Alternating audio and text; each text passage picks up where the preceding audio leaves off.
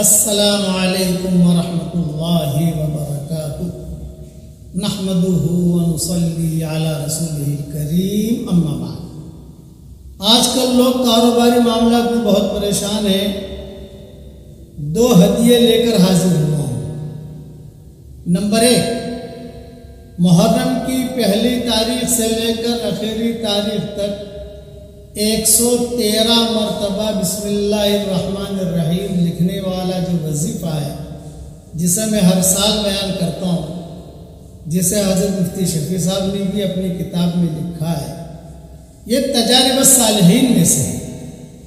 اور کئی لوگوں کو میں نے دیکھا، جب سے میں نے بیان کرنا شروع کیا، انہوں نے لکھ کر اپنے پاس رکھنا شروع کیا، تو اللہ جل جلالہ و نوالہ نے اس کی برکت سے ان کے کاروباروں میں بہت برکت دی۔ لڑکیوں کی شادیاں ہو گئی، بیماریاں تھی، اللہ نے بیماریاں دور کر دی، یعنی غیر معمولی فائدہ ہمارے سامنے ہے الحمدللہ۔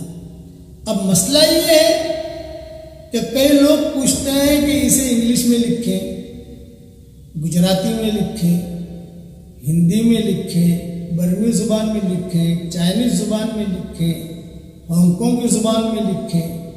نہیں بھائی، بسم اللہ الرحمن الرحیم یہ آسمانوں سے آئی ہوئی چیز ہے اور اسے عربی میں ہی لکھنا چاہیے، لیکن چونکہ کئی لوگ لکھ بھی نہیں پاتے، 113 مرتبہ لکھنا کہاں ٹائم ہے آدمی کے پاس، اس لیے میں نے کوشش کی کہ 1442 کا ہدیہ جو ہے میں نے خود نے اس کی ترتیب دے کر آپ کی خدمت میں بھیج دیا ہے اور یوٹیوب پر بھی ڈال دیا ہے۔ آپ اس کی پرنٹ آؤٹ نکال کر اپنے پاس رکھ لیجیے، اپنے بیٹے کو دے دیجیے، تو کوئی حرج کی بات نہیں ہے۔ استاد کی طرف سے ملا ہوا ہدیہ الحمدللہ دوسروں کو دے دیجیے۔